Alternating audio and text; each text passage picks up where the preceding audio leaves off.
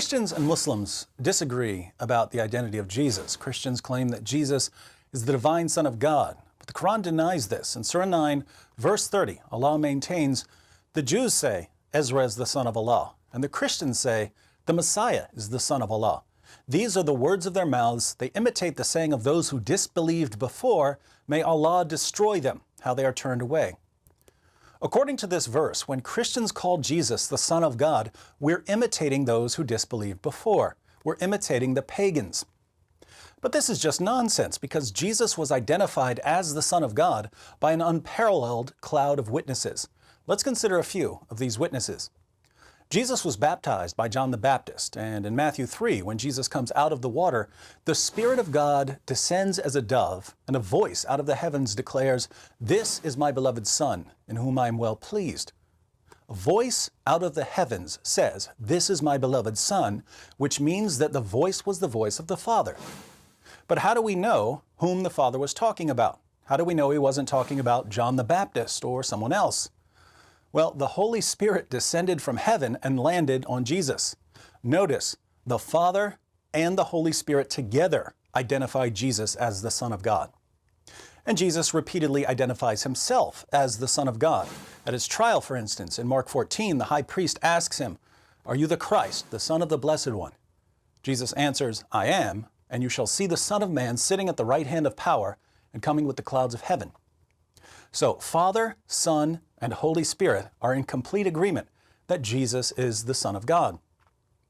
In Luke 1, the angel Gabriel says to Mary, "Do not be afraid, Mary, for you have found favor with God, and behold, you will conceive in your womb and bear a son, and you shall call his name Jesus.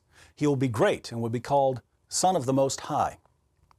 Jesus is to be called Son of the Most High, according to Gabriel, chief spokesman of the angels. What about the prophets? John the Baptist was a prophet, according to both Christianity and Islam.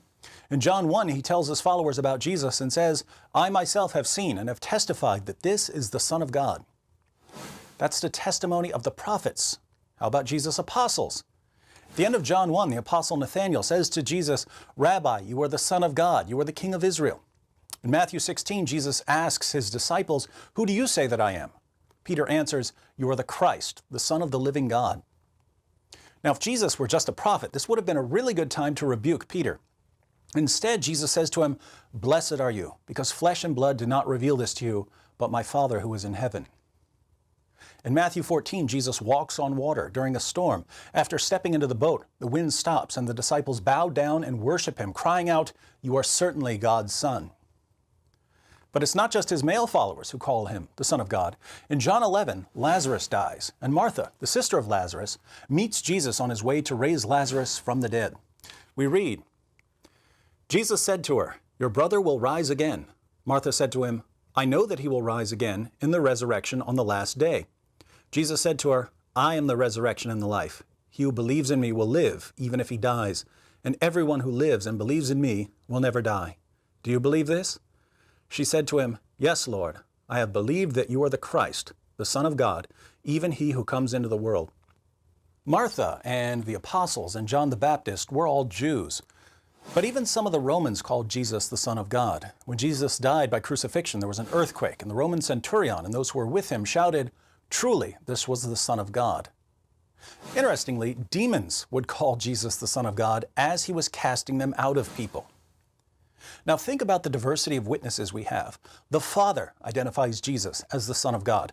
Jesus identifies himself as the Son of God. The Holy Spirit identifies Jesus as the Son of God. The angel Gabriel identifies Jesus as the Son of God. The prophet John the Baptist identifies Jesus as the Son of God. Jesus' apostles identify him as the Son of God. Martha identifies him as the Son of God. The Romans identify him as the Son of God. Demons identify him as the Son of God. Everyone who could possibly identify Jesus as the Son of God identifies him as the Son of God. 600 years later, Muhammad comes along and tells his followers that Jesus was not the Son of God. And this proves that Muhammad was a false prophet.